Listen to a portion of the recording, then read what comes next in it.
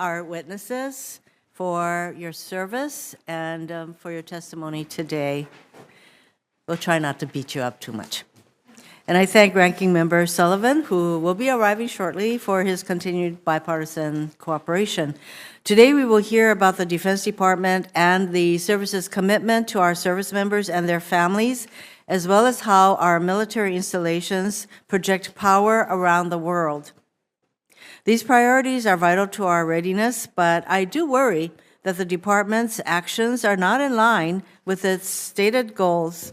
So funding for our installations and facilities rarely receive the commitment in funding or resources from the department when compared to other accounts like procurement and R&D.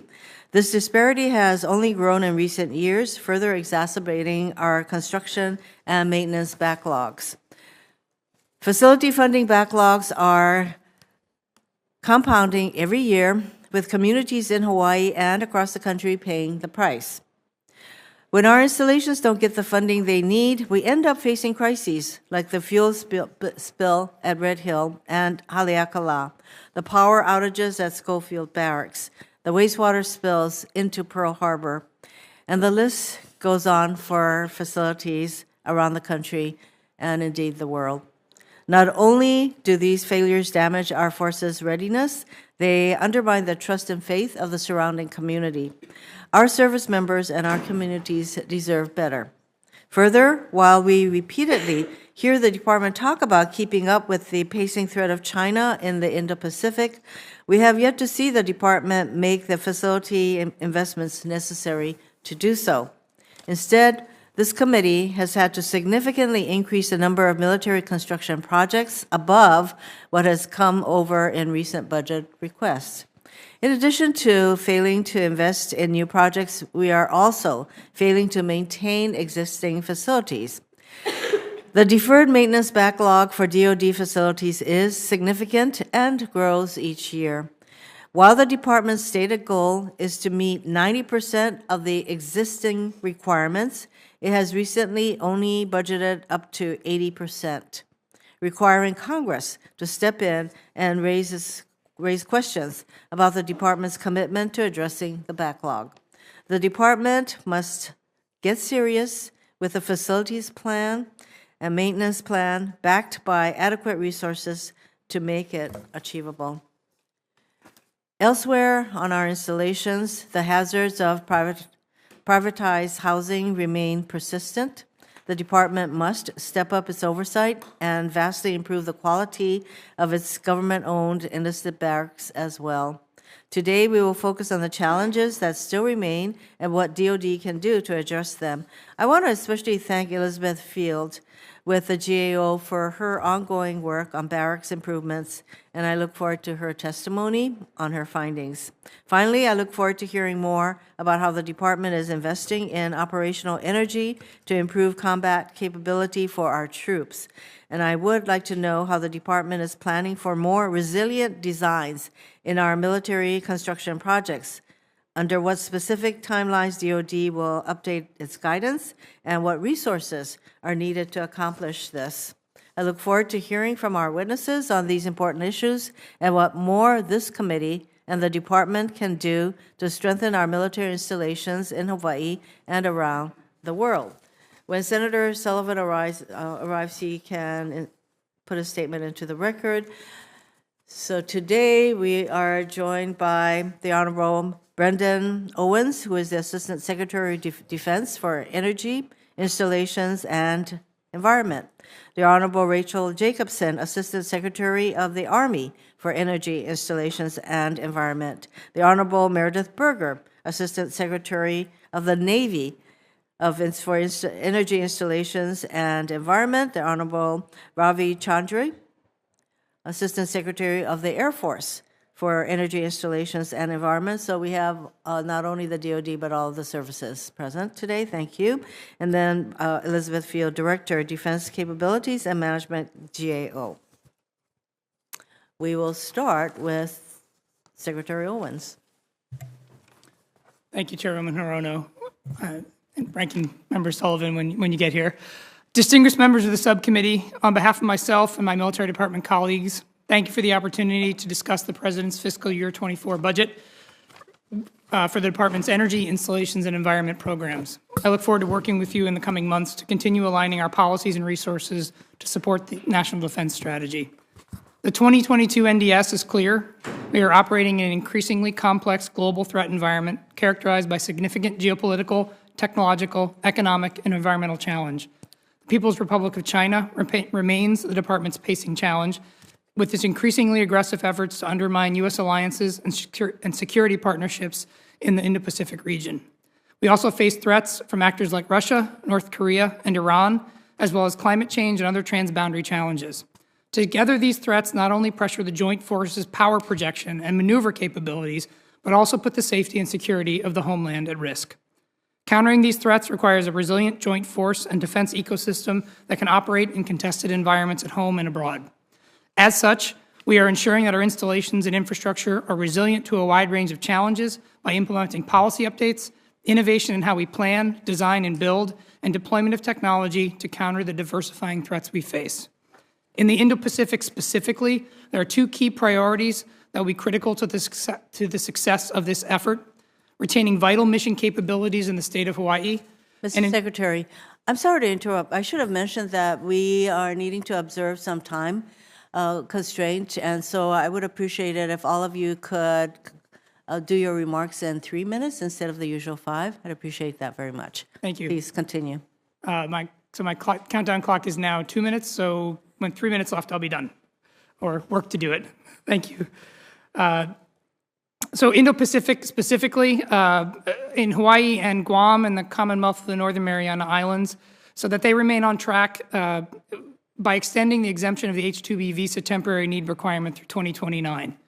More broadly, we are requesting $14.7 billion in the budget for military construction across the department, which is an increase of 44% from last year's request. In addition, we are requesting $3.5 billion for installation energy and $3.3 billion for operational energy to enhance resilience and reduce demand to improve joint lethality, support distributed operations, and reduce sustainment risks in contested environments. We are also improving our approach to facility management to increase the efficacy of the $20 billion we are requesting for sustainment, restoration, and modernization investments. These efforts will enhance our facilities' direct mission support capabilities. They will also enhance the health, well-being, and readiness of our service members and their families. We remain committed to maintaining a robust environmental cleanup program, improving the safety and efficiency of our facilities, and improving the quality of life for our military personnel and their families by ensuring access to safe, quality, and affordable housing. So while we implement new technology to avert future risk, we are requesting $1.5 billion to support cleanup efforts intended to safeguard the health and well-being of our people. Finally, the Department continues to focus on ensuring that service members have access to safe, quality, affordable family and unaccompanied housing. We are requesting $1.9 billion for family housing to sustain our increased focus on ensuring the delivery and maintenance of quality housing for military families, an additional $463 million to modernize unaccompanied personnel housing to improve privacy and provide greater amenities. Nothing is more important than our people, our soldiers, sailors, airmen, and Marines, guardians, and their families.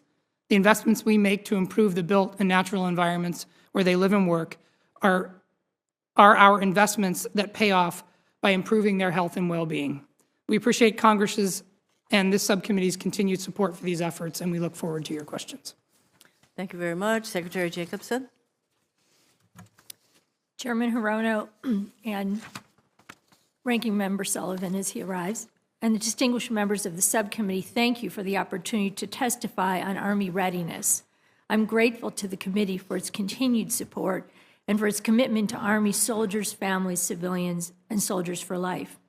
Installations are at the epicenter of everything we do in the Army. They're the core of our Army readiness. To realize Army's 2030 readiness goals, the future of installations must be now. Installations are where we train, work, learn, and live. To strengthen Army's readiness and build the force of the future, we must be laser-focused on providing state-of-the-art resilient installations. We must keep moving forward. A focus on readiness is reflected in our budget request for fiscal year 24. Significantly, Our budget request plus future planned funding includes critical investments in the Indo-Pacific region. Quality barracks and housing are essential to readiness. I'm pleased to report that with the help of Congress, we are continuing our investments in barracks with over $1 billion a year planned over the next decade. We are building on congressional directives to deliver high-quality family housing and strengthen our oversight of the private housing providers. We're conducting comprehensive inspections of 100% of privatized housing, and we are conducting financial audits of the entire program. Most important, we are making sure residents' concerns are heard and responded to promptly, and we are mindful of the recommendations in the recent GAO report, and we will address them expeditiously. A key component of readiness is improving our infrastructure and tackling our deferred maintenance backlog. These challenges require strategic spending to slow the progression of deteriorating facilities. We are grateful to Congress for increasing funding for facilities sustainment, restoration, and modernization in fiscal year 23. This funding will slow the pace of facility degradation. Our FY24 budget request seeks to continue this momentum. Resilient installations foster ready soldiers, beginning with reliable access to energy. We have all witnessed threats to the electric grid, whether from cyber attacks, physical attacks, or severe weather events. Installations can't afford to lose power when the commercial grid goes down. That is why we are developing on-site carbon-free power generation, battery storage, and a microgrid to support critical missions at all Army installations. Thanks to congressional authorities, we are collaborating with third parties to guarantee energy resilience without the need for upfront expenditures by the Army. The Army bears responsibility for cleaning up pollution at current and former Army sites. We are taking our obligations to address PFAS seriously and in a transparent manner. We appreciate the certainty that will result from EPA's ongoing Safe Drinking Water Act rulemaking, and the Army will be ready to comply once the regulation is final. As we invest in installations to support the Army of the future, we must use cutting-edge technologies, innovative public-private partnership, and streamlined processes to accelerate result. Each of these investments will help us recruit and retain soldiers and families. And importantly, these investments will improve the quality of life, which will pay future dividends in immeasurable ways. Thank you for your continued support of our soldiers, families, civilians, and Soldiers for Life. I look forward to your questions. Oh, that's okay, Madam Chair. No, that's all right.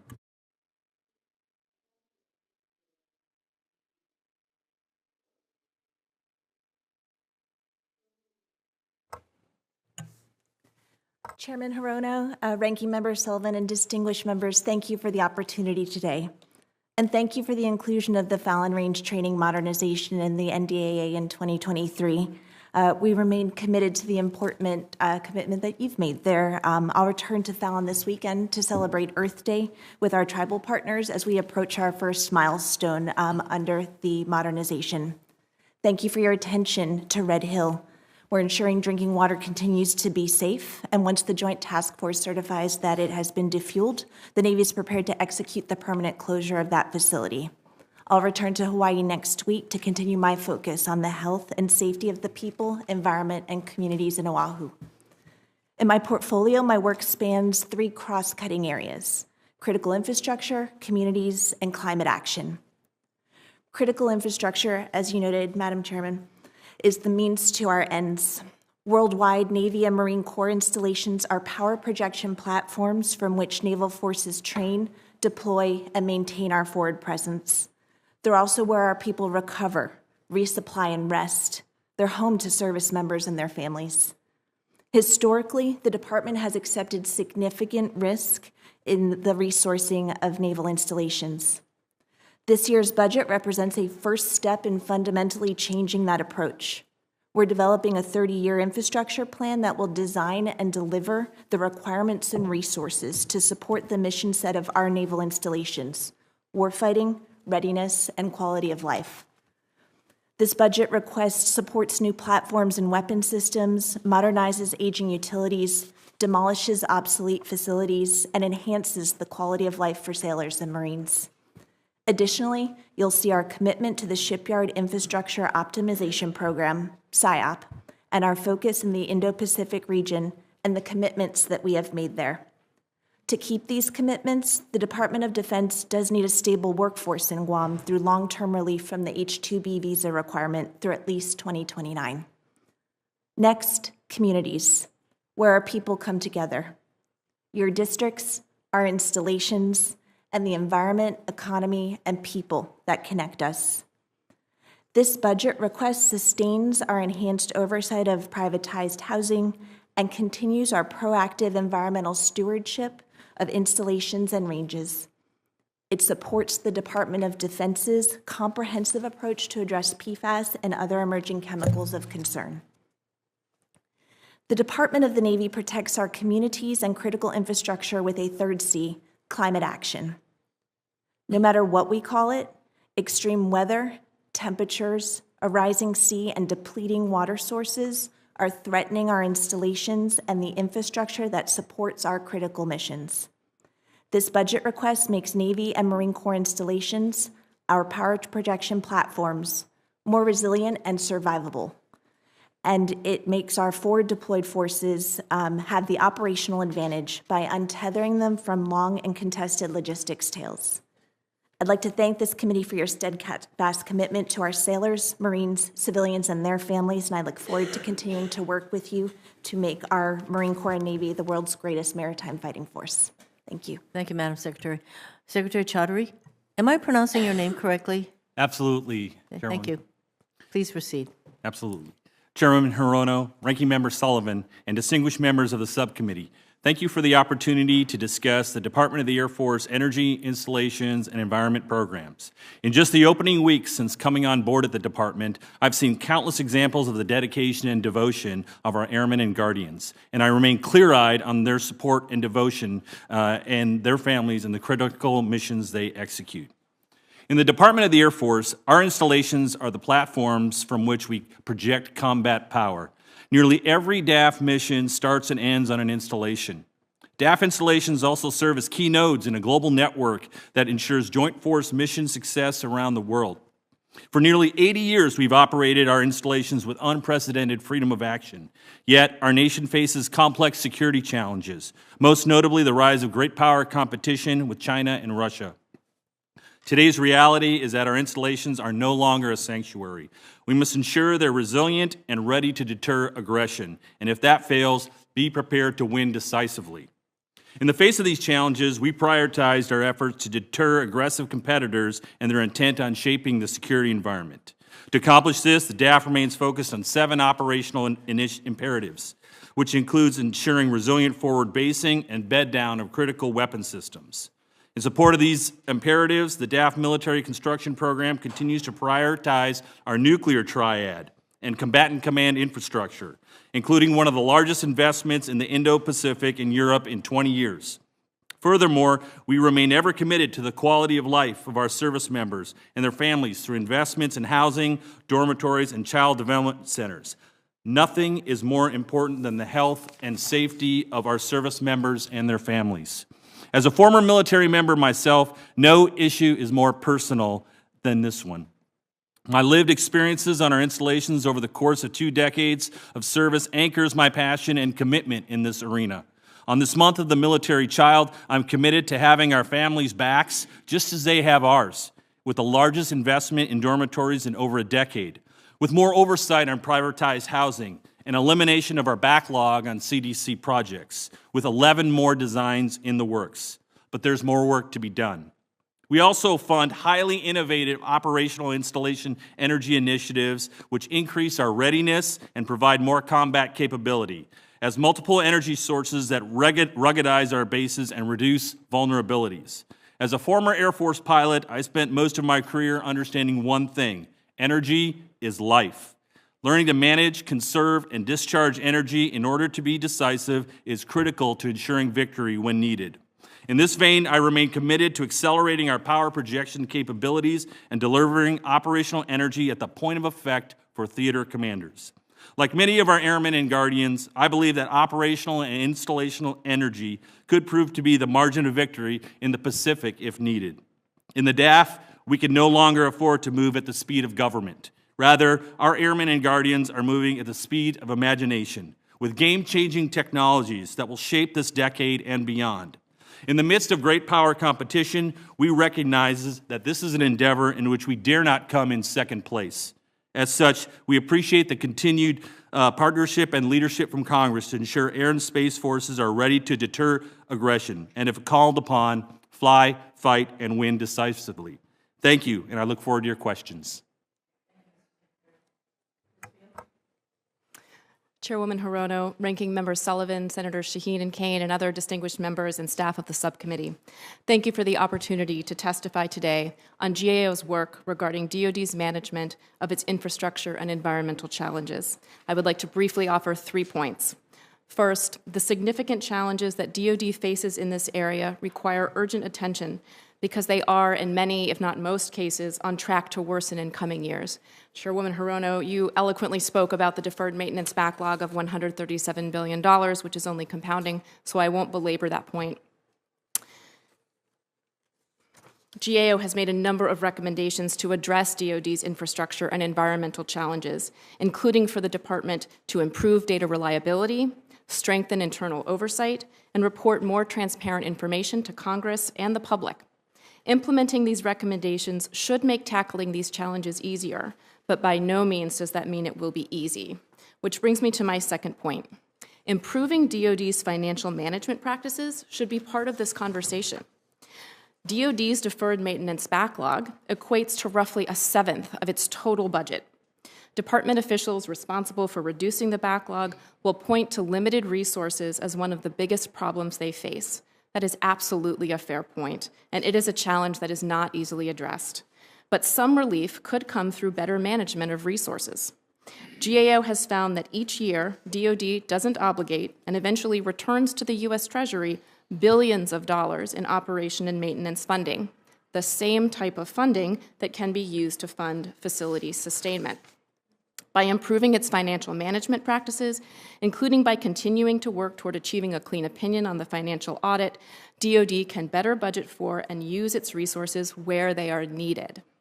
My third and final point is simply to underscore what I think we all agree on and have said today, which is that the resource needs and challenges we are talking about are fundamentally about people.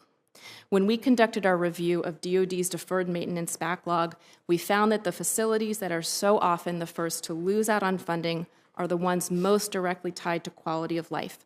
Barracks where junior enlisted service members live, for example, or child care centers. The effects of this are clear.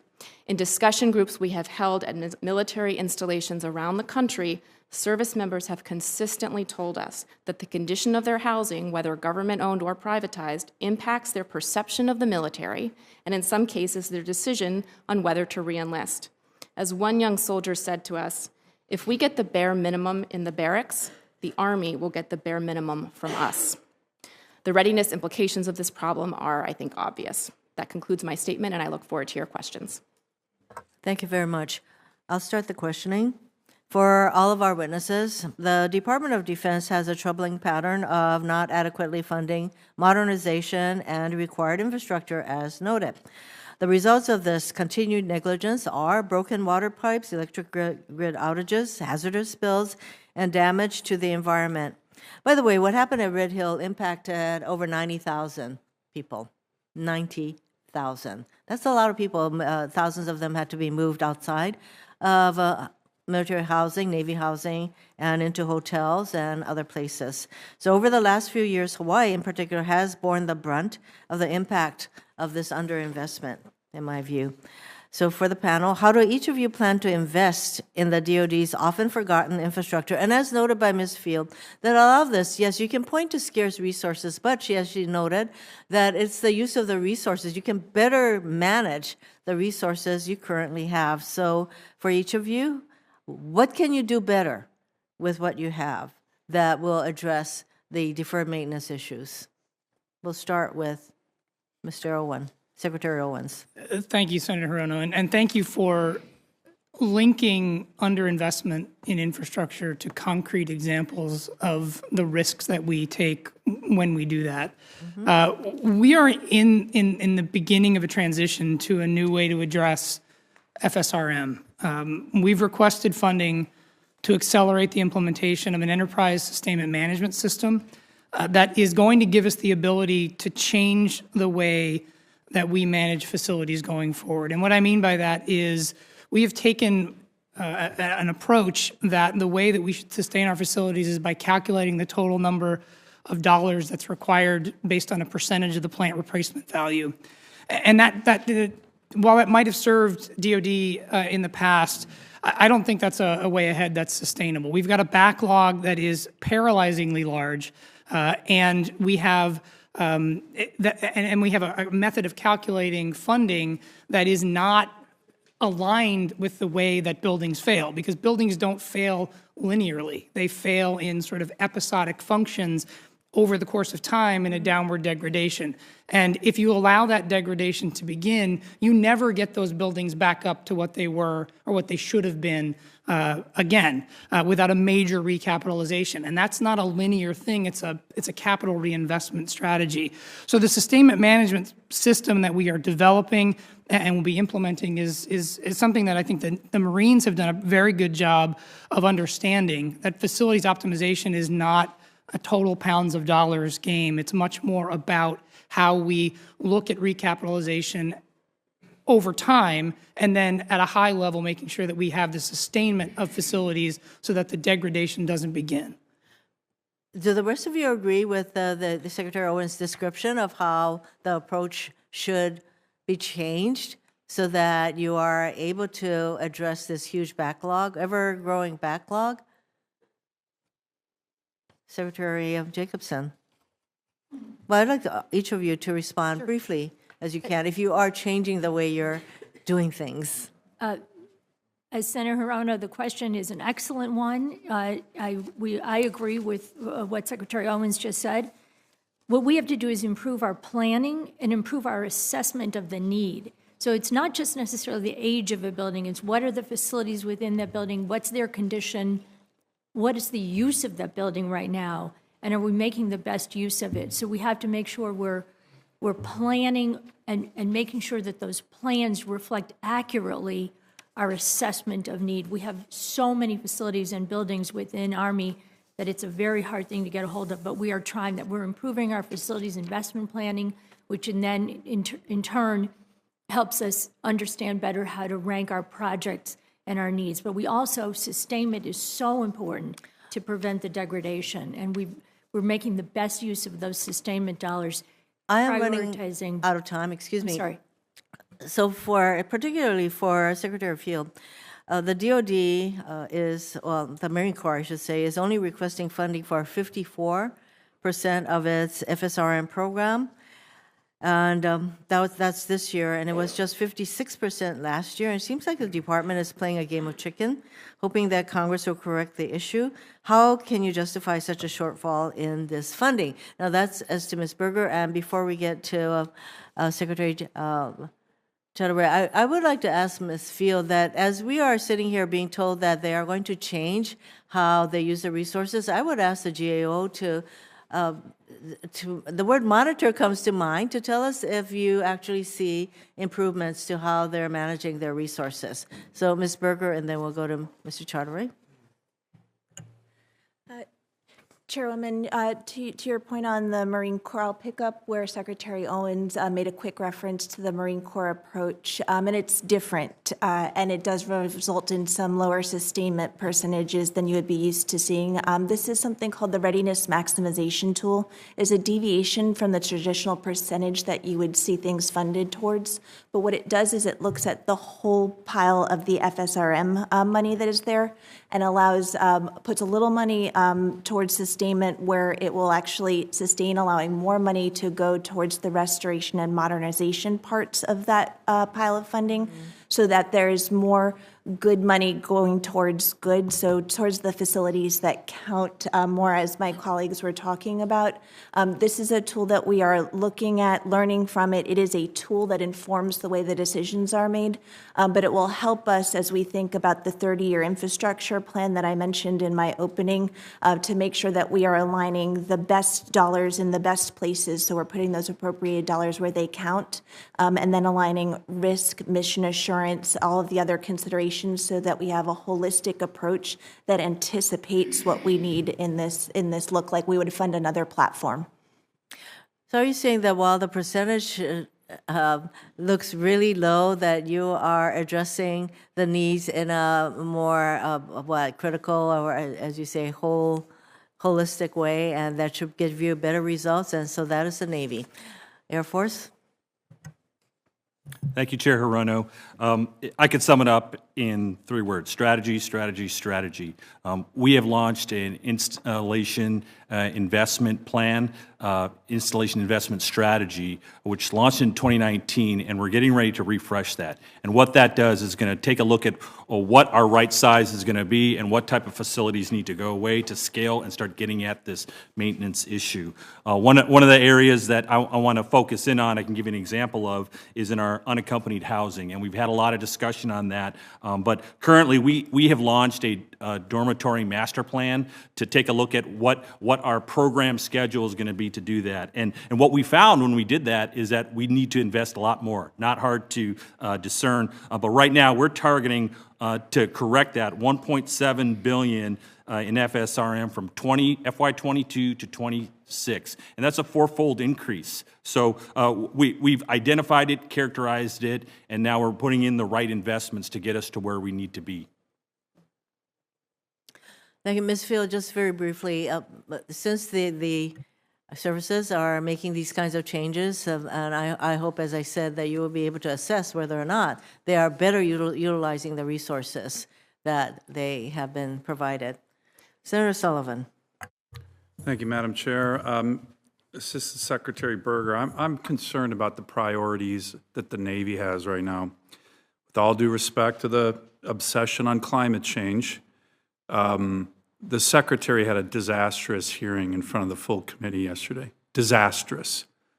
So he goes to the Bahamas and makes it that states to the world climate change is one of his top priorities, and it clearly seems to be. His climate action plan was released before his 30-year shipbuilding plan. Yesterday, I took him, and so did several other senators, to task for not even producing a plan to produce 31 amphib ships, which is required by law. He looked at the Armed Services Committee and said, essentially, he's not going to do it. That's not going to fly. Let him know that, by the way. It's not going to fly. The U.S. Congress told him the number of ships he has to maintain and produce. That's in our constitutional responsibilities right here in the Senate, and he was ignoring us, right? But he sure does a lot on climate change. It's a real unbelievable focus in the wrong area. The Chinese military is not worried about climate change. It is worried about shipbuilding, hypersonics, and conducting a successful military invasion of Taiwan. Russia is not worried about climate change. It's worried about pushing its aggression deeper into Ukraine, and yet we have a secretary who's releasing his climate action plan before he does anything on shipping. It's remarkable. It's outrageous. And the only one who is excited about it is Xi Jinping and Vladimir Putin. Let me go into some of your climate change action plan. You're going to get to 100% zero-emission vehicles by 2035, including 100% zero-emission light-duty vehicle acquisition by 2027. Is that including the Marine Corps? And is that remotely possible? I'm pretty sure the answer is no, but that's in your plan. Can you speak to that? Senator Sullivan, climate change is a threat to our installations and the investments that we make. You think it was smart to get the climate action plan out before the 30-year shipbuilding plan out for the U.S. Navy? Was that a good use of priorities? One of the primary responses that amphibious ships provide are to humanitarian assistance and disaster relief. No, you didn't answer my question. Answer my question, respectfully. Did it make sense from the priority of the U.S. Navy to get your climate action plan out before you got your 30-year shipbuilding plan out? Is that a good prioritization of what the Navy stands for in our national defense? Ranking Member Sullivan, my responsibilities center on this portfolio, which does not include shipbuilding, and so I'd leave that to the Secretary's response. Okay, that's an okay response. But where I do focus on the mission readiness of our sailors and Marines, and so I do think that climate change is a threat that we need to be ready for. That includes threats to our energy infrastructure, as you noted. Okay, what about my question on 2027 for vehicles in the Marine Corps? Is that remotely doable? We are on a track to make sure that we are acquiring vehicles, and the reason that we are doing that is to be untethered from logistics tails. You noted Russia. Russia uses energy as both a tool and a weapon. But is that remotely doable 4 years from now? We are on a track, and we are working along with our sister services to make sure that we are acquiring electric vehicles that are able to support all of our mission sets. And so through partnership, yes, sir, I think that we are on a track. Another thing in your climate plan is to have the entire Navy achieve net zero emissions by 2050. What's the statutory basis of that goal? We have set a goal. I don't think there needs to be a statutory basis. There is none, by the way, just for everybody's. There's no statutory basis in any law to achieve net zero by 2050. Let me turn to you, Mr. Assistant Secretary Chowdhury. We have a significant buildup of the Air Force and the Army in Alaska. 100 fifth-gen fighters at Eielson and J-Bear, the new, and this is for Assistant Secretary Jacobson as well, the new 11th Airborne Division throughout the state. It gets very cold in Alaska. We're going to need significant supplies of energy.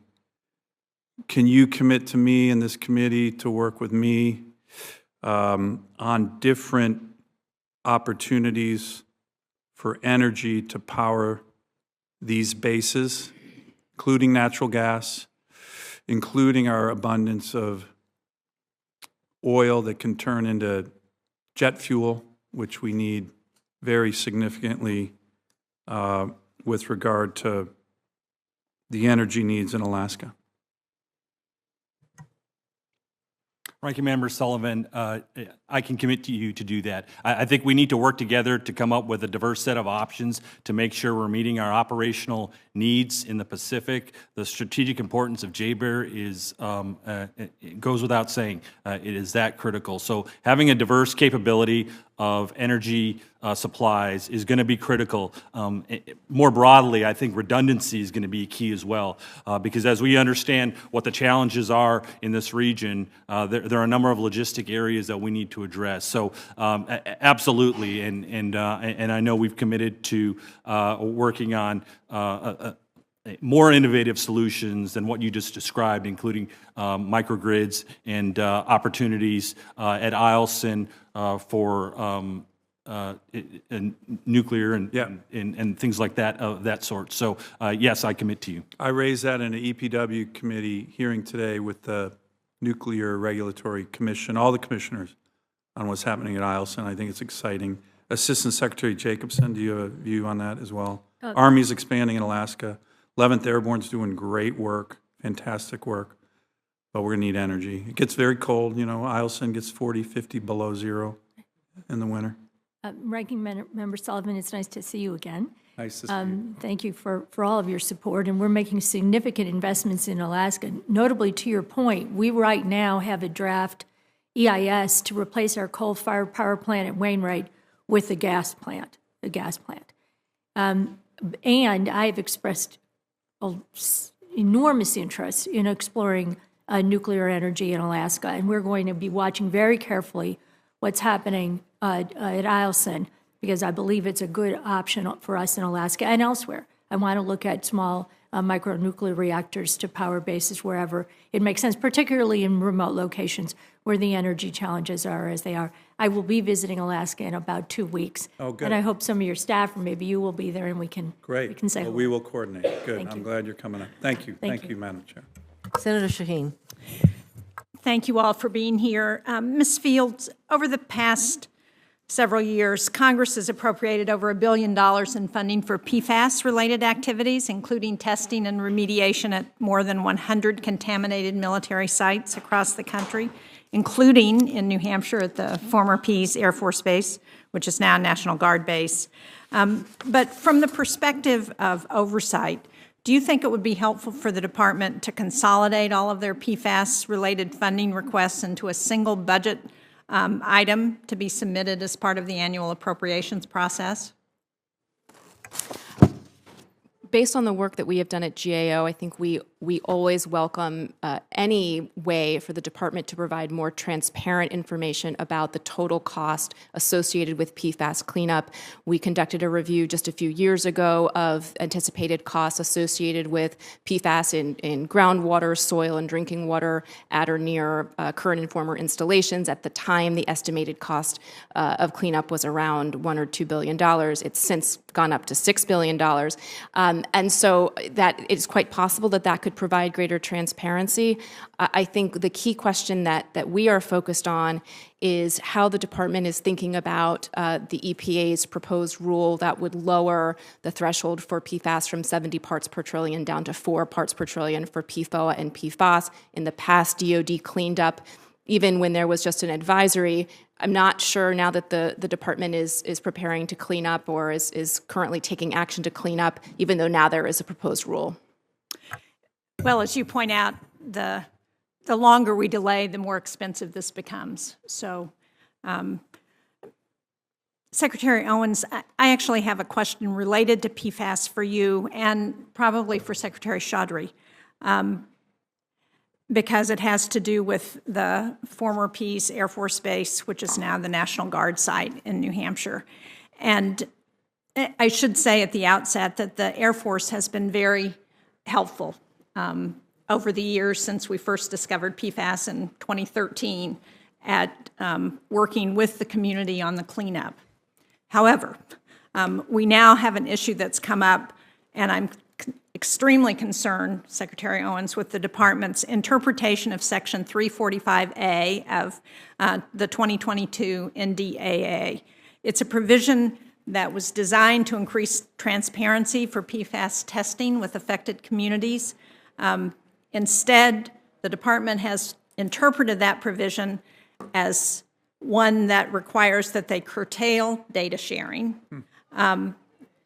We worked, some of you may remember, in the last NDAA, we worked to try and address this. I had an amendment that was sponsored by the committee, which I was assured by DOD officials that that issue would be fixed as the result of that amendment. However, what we have seen in the last year is that DOD has walked back those assurances. The issue remains unchanged. It's become a real concern, not just for members living in the community who feel like they don't have access to information now, but also to the regulatory bodies in New Hampshire who don't have the information that they need. So do you have an update, or can you get us an update on this committee of what the department is planning to do to address this transparency issue? Senator Shaheen, I will get you an update. I don't have one right now. Okay. I hope the update comes with a commitment to work with us to address the underlying concern, because I see this as ongoing, and as we know, with over 700 sites around the country, this is an issue not just in New Hampshire, but it's going to be an issue everywhere. I agree, and I think that the proposed regulatory action that EPA has put out is the type of forcing function that requires DOD to rethink what we've been doing. So we are taking steps in preparation for understanding that reduced level is coming, and in the process of doing that, we can also address the transparency questions that you have. Thank you. I appreciate that. I also want to go back to Senator Sullivan's questions about the climate initiative, and whether it's within the Navy or the Army or the Air Force, and I certainly support those initiatives. But I was talking with the National Guard Association in New Hampshire on Saturday, and one of the concerns that was raised to me by a member of the association was that he was worried that the effort to get us off of fossil fuels were going to leave some of our men and women in the military without the energy support they might need in case of conflict or other situations. Now, I tried to reassure him that there was nobody on the Armed Services Committee who was going to see that as a viable option. But can any of you address that concern, and how should we respond to people who raise that concern? Senator Shaheen, I'll take that since the Air National Guard. Please tell to your constituent, I am not trading an ounce of thrust to sacrifice our national security. That being said, on the issue of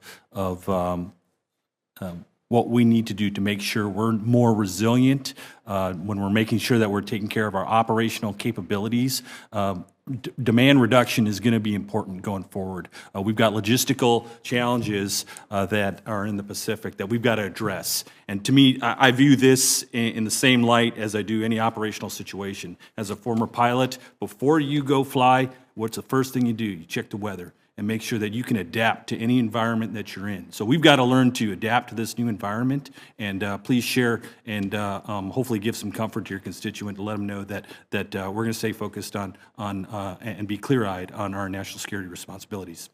Thank you very much. Thank you, Madam Chair. Senator Kane. I'll just follow up and say I'm also a huge supporter of the military's efforts to combat climate change, both to make us more resilient, but also to deal with challenges I'm seeing in my own state. So the Hampton Roads area is next to New Orleans, second most vulnerable to sea level rise. We can't fix that immediately, but we can be part of a solution. And the resilience investments we're going to have to put in, just like raising roads to get into the base so that there can be access, are really expensive. And so I'm a supporter of the mission that you are embracing with respect to climate change. I will, though, weigh in with Senator Sullivan on the shipbuilding plan.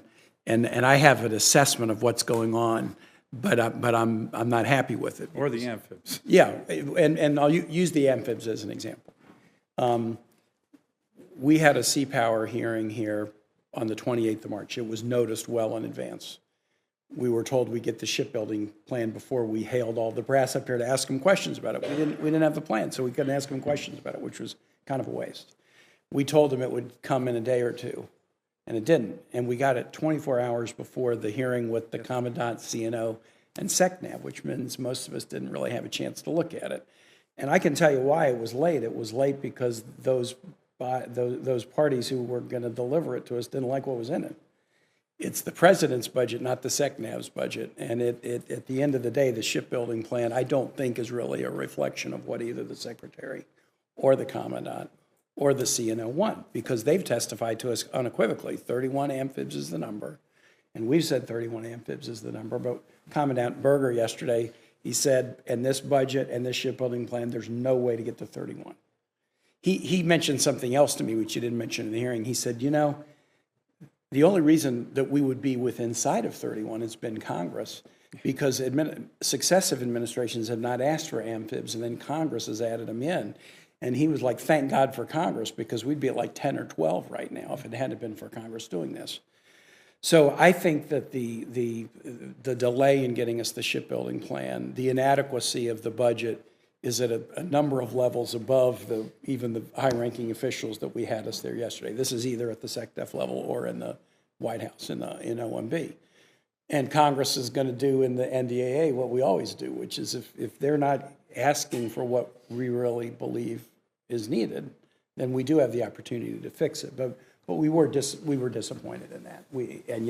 And particularly for us, if we're supposed to have a hearing, and this is our one chance to talk to the CNO and the Commandant and the SECNAV until the next year in a hearing, and the important component is the shipbuilding plan. And one of my staffers got it before anybody else, and then had to share it with everybody. Nobody had a chance to really review it and then meaningfully use our 5 minutes of question time to get what we needed. So that sends a message that's not a respectful one to committee members. That's not on y'all, but a lot of you folks are listening to us, and I hope that you may take this back. I would like to ask you, Secretary Owens, just on my Hampton Roads challenge, this sea level rise challenge. The good news in Hampton Roads is stakeholders, whether it's the different service branches or the Army Corps of Engineers or the local governments, the state governments, our port, there is a pretty good stakeholder group trying to work at this and figure out how to make investments so that we're not reducing our capacity at the largest Navy base in the world. Talk a little bit about how you think about that challenge and ways we can work together to address it and like challenges. Thank you for your question, Senator Kane. Thanks for the focus on Hampton Roads in particular, but on resilience to changing weather patterns and more extreme weather in general. From our perspective, from an OSD perspective, this starts with enabling the Defense Climate Assessment tool as a tool that the military departments can use to identify what their risks are. So the DCAT allows for Navy, Army, Air Force, Space Force, Marines to put in, to use a GIS-based system to be able to say, this is what's happening, these are the projections that we see under high, medium, and low conditions, under this scenario, under this scenario, under this scenario, and then plan accordingly. And I think that one of the things that's been great about the partnership around DCAT is that it's had tangible change, it's produced tangible results, particularly in the Hampton Roads area that Navy has implemented. Beyond that, Office of Local Defense Community Cooperation is another program that reports up through the EI&E office, and they have the ability to resource resilience projects outside the fence line. So understanding that there's a critical interdependence between our ability to complete the mission inside the fence and our reliance on all of the activities that happen outside the fence. DSIP through OLDCC gives us the ability to address some of those challenges. Very important. I used to feel really nervous about the sea level rise issue in Hampton Roads because I thought, well, if there's ever another BRAC round, this is going to be really tough for us, and it could be. But I mentioned it once to Secretary Gertz, who was the secretary in the previous administration, acquisition and installations. He did a very good job, and he said, look, you're not the only one. Imagine being a base in an area that's subject to drought. Sea level rise is bad, but you got 50, 60,000 people a day on a base living there, working there, contractors in an area where there's persistent drought and challenges with not enough water. That's not an easy one to solve either. There's a lot of challenges that we have in this space, and we got to be creative. There's not enough resources to do it as fast as we want. We got to be creative in dealing with it. So thank you. I agree, and I'd be remiss if I didn't mention wildfire as well as another challenge, a significant and growing challenge for all of our installations. Yep. Thank you. I'm going to begin the second round. So just as the members of SASC have been very concerned about our ability to meet the shipbuilding number of ships authorized, there are a lot of us who are also concerned about the state of our shipyards because it's one thing to build new ships. It's another to make sure that we can maintain and repair the ships we already have. So this is directed to Secretary Berger and also Secretary Owens that in light of the ongoing concerns that we have about the need to modernize our shipyards, 4 public shipyards, including, of course, a dry dock replacement, especially in my case at Pearl Harbor, we want to make sure that the Navy can ensure that the Shipyard Infrastructure Optimization Program, SIOP, is going to continue to be pushed and funded. So this is something that we have been continuing to push, and I just want to note this rather than asking a question about it. I just want the continuing commitment that that is going to happen. Here's a question for all of the witnesses. The safe and timely removal of unexploded ordnance, or UXO, is critical not only for the safe repurposing of land for new military purposes, as we are seeing in locations like Guam, but also for the communities impacted by these sites. It is critical that the DoD take all steps necessary to responsibly turn over land, like at the Waikoloa Maneuver Area, WMA, where families continue to wait to build on Hawaiian homelands for the department to slowly clear the land. And my understanding is that UXO removal is not just a matter of funding. So I'd like to ask whoever wants to comment first, what steps do you need to take to resolve this complex cleanup effort, and when can we expect a resolution on returning specifically the Waikoloa Maneuver Area land to the Native Hawaiians? Who wants to take this? Chairman Hirono, I'd be happy on behalf of the Army to at least start the response to that question with some very good news. Literally on Tuesday, April 11th, General Spellman, who's the Chief Engineer for Army Corps of Engineers, sent me a note with good news that the Pacific Ocean Division of the Army Corps has completed the remedial investigation for the critical area there at Waikoloa with 11,000 acres where these are intended to be returned as Hawaiian homelands. That is the completion of that has been submitted to the Hawaii Department of Health for approval and for comment. I believe on the initial comments, there's been some interaction back and forth with the Hawaii Department of Health. And now that the formal remedial investigation and responses have been submitted, the state has 30 days, we hope, to issue no further action, which will then enable HUD to allow the area to be eligible for mortgages so it can finally be used by the people of Hawaii. So I do have some good news on that front. I know it's been a long haul. So does that mean that for all of you that you are developing some some kind of way to really move things along on UXO removal, because the need is great. I mean, there are like billions and billions. So there needs to be a much more critical way that you assess how you can meet the needs of the community in terms of this kind of removal. So did you come up with some new way to do this so we can move things along in Waikoloa, for which I am happy to hear the news, by the way?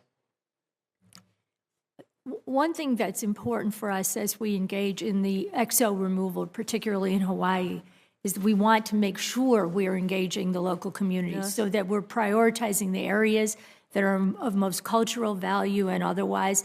And we also want the local community to be hired as part of the teams to participate in the XO removal. This takes a little bit of extra training.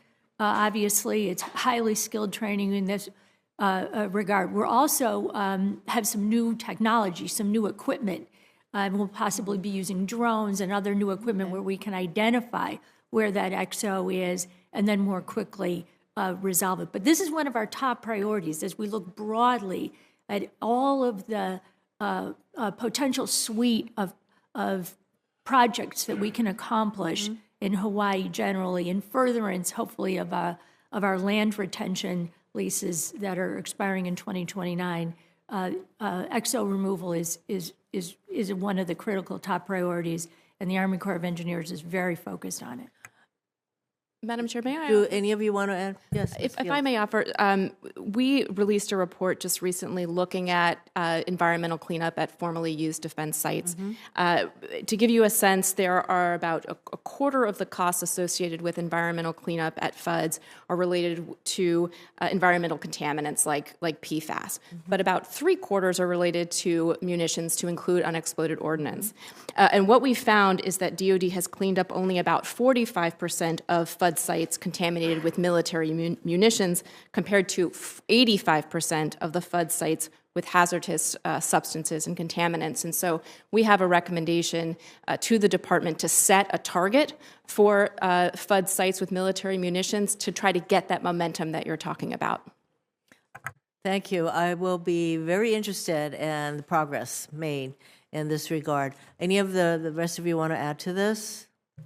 Chair Hirono, the only thing I'd like to add is this top priority, as I get briefed on it, I'm actually coming to Hawaii in the next 9 days, and I'd love to meet with community leaders and discuss this in depth.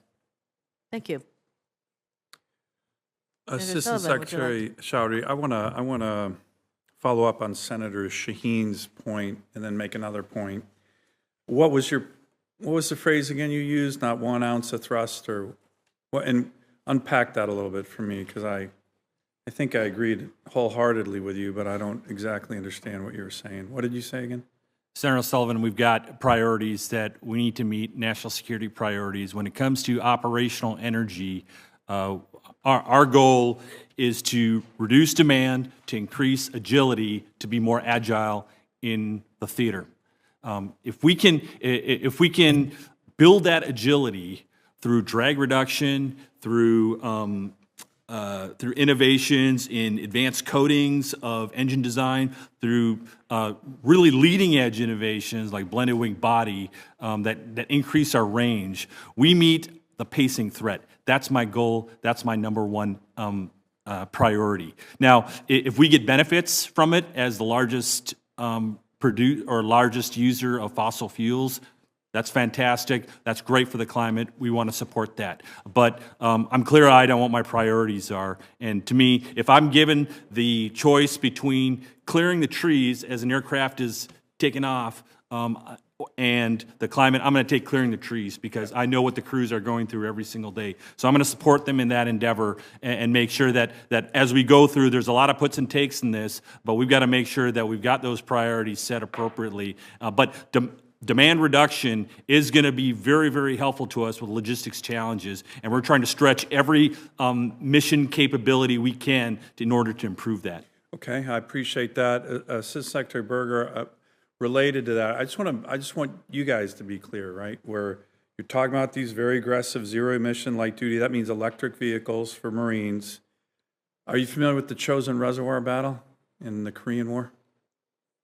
Okay. So it got down to like 30 below zero. Okay, I want to make sure that you guys think through all of these kind of battles. 1st Marine Division surrounded by 120,000 communist Chinese, 30 below zero. Marines did remarkably well. Okay, what I want to make sure is we're not doing some kind of innovation that sounds good in your 2030 climate strategy that ends up hurting the force, that ends up having Marines fighting maybe the North Koreans in 30 below zero and their vehicles don't work because they're EVs and nobody thought about it. Can you make sure you commit that to me? 2027 is right around the corner.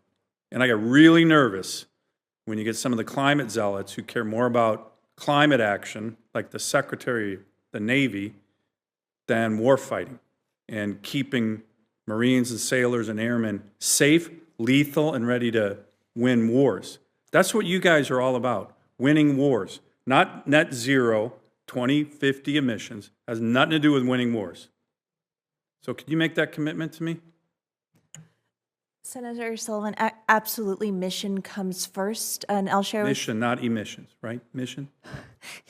Yes, Ranking Member, mission comes first.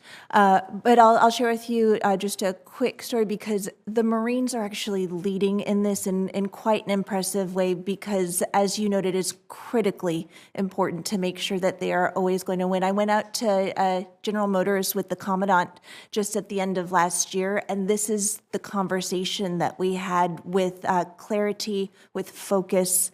That was every question that we had. And we've continued that conversation with industry leaders who are thinking about this, that understand what it means to be forward deployed, competing, and that this is where we gain that advantage. And lethal, right? Yes, sir. That's your mission, lethality. Yes, sir. Lethality, that's every one of your missions, correct? And I'll borrow a phrase that that my colleague here uses, but it applies no matter where we are when we're talking about operational energy, and it's lethality per gallon. And so no matter where we are, how are we getting the most out of every gallon that we're using of whatever it is? And then as we look at other options, it is mission assurance and that lethality as well per megawatt hour, per any way that you are measuring energy, because we want to create that unfair advantage anytime a Marine, anytime a sailor, and I'm confident speaking for my colleagues here for their services, encounters an enemy. It is our job to think about every way to create that competitive advantage, make it unfair so that we are winning every time. Okay. Assistant Secretary Chowdhury and Assistant Secretary Jacobson, I have I just want a commitment from both of you. You know, we've had this buildup of the Army and particularly the Air Force, particularly in interior Alaska with the 2 squadrons of F-35s. We've had some housing challenges that I know I've spoken to you about, and those are important. There's a lot of kind of I don't know, I don't want to say blame, but there's a lot of, we weren't fully ready in interior Alaska to fully house the new airmen coming with those 2 squadrons and their families, very importantly. The Air Force and the Army both have certain statutory authorities that they can use with regard to housing. We're still dealing with this. We're still struggling with it a little bit, particularly in interior Alaska. We want to make sure the airmen coming up to Eielson are able to bring their families. That's really, really important to have a good experience. So can I get your commitment to work with me in this committee on using your existing authorities that you have on helping us work through some of the housing challenges, both of you? It's more of the Air Force issue in interior Alaska, but it's a bit of a Army issue at J-Bear and in interior Fort Wainwright as well. Can I get both of your commitments to work on base and off base? You have authorities. We need to get on this. We don't want, the Air Force, as you know, is contemplating 1-year unaccompanied tours for the F-35 contingent, and I think we can all agree that would be a disaster. We don't want that, and they don't want that.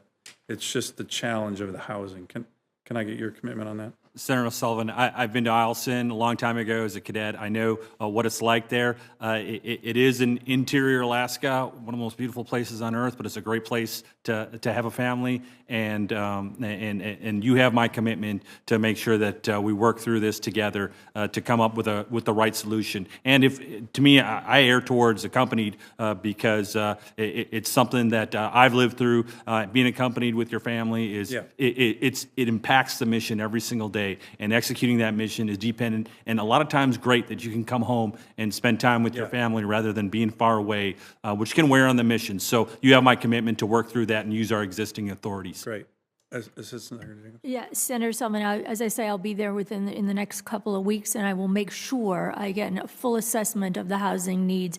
Also, the barracks needs. We are investing in FY24 in barracks, but that great. too. And many other investments in Alaska infrastructure, but I will specifically ask about family housing. Madam Chair, do I have time for one more question? I'm going to ask one more question, so you go ahead. You ask one more. This is my final one, and it's related to the, so in the Army, as you know, in Alaska, we've had this really horrendous surge in service member suicides. And it's just heartbreaking, and it's still continuing. You know, I think the leadership from Secretary Austin, you know, General McConville, the leadership in Alaska are very focused on it. These are, I think, in some ways generational challenges with this generation of men and women serving way beyond our military's capability, but there's still a lot we can do. I think the Army is doing a lot on quality of life issues at places like Eielson that can be very remote and dark in the winter and stuff. So can you just touch on both, again, the Army in terms of Assistant Secretary Jacobson and Assistant Secretary Chowdhury, what you're doing on some of the installation elements of building out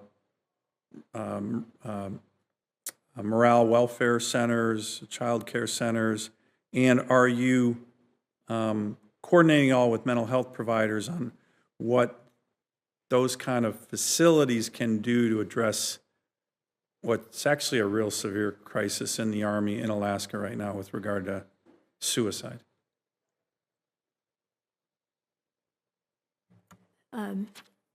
Senator Sullivan, the suicide is really such a major concern for Army senior leadership, as you know, across the board, and particularly in Alaska, because of some of the isolated conditions and otherwise.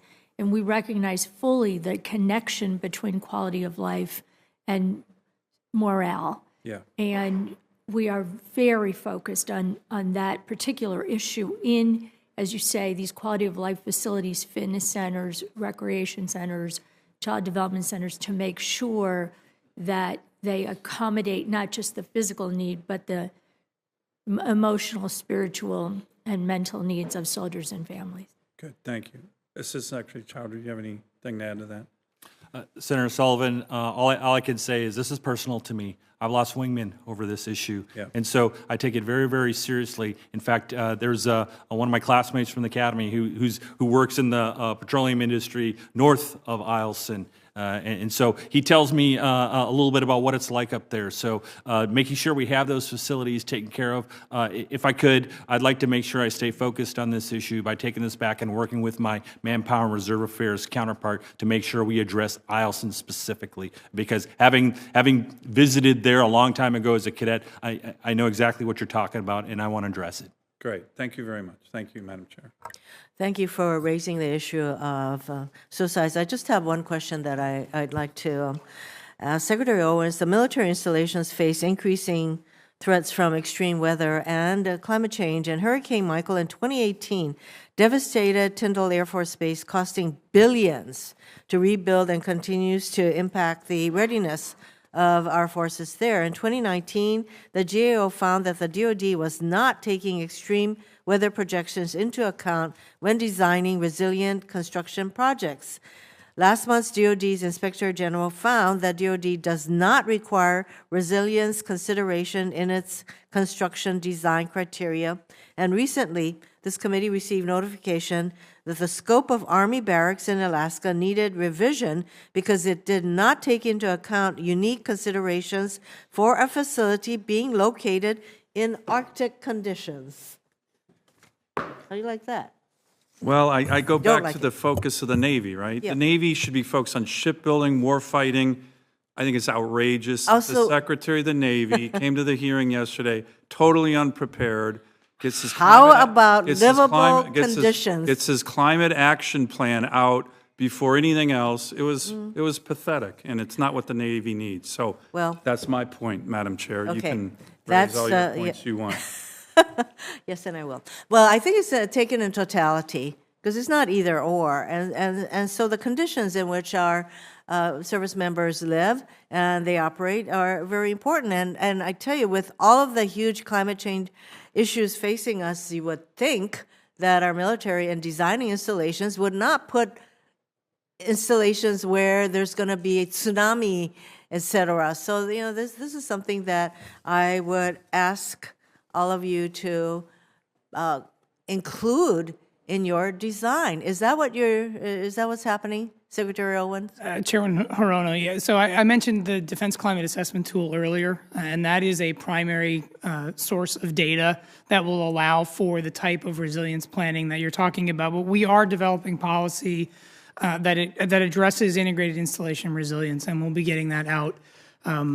That's not to say that it's not happening organically already based on the use of DCAT by the military departments, but we can certainly do better and be more specific in terms of accountability. Yes, Secretary Jacobson. Chairman Hirono, that was a big mistake that we didn't plan for Arctic conditions in the design. Thankfully, we hadn't started building the place yet, in those barracks. And part of our FY24 budget is because we had to increase the cost because we had not planned for that.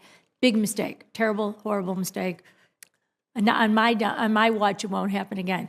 But I'll tell you what we are doing is we're mindful of, we've just delivered a report to Congress as required by the FY23 NDAA on installation resilience, including that we're using installation climate resilience plans to design climate resilient, whatever the climate happens to be, to make sure that whatever we're building is going to be able to withstand those conditions. And the next, we've completed them at Carson and Anniston, but for FY23, Wainwright and Greeley are part of that climate resilience planning.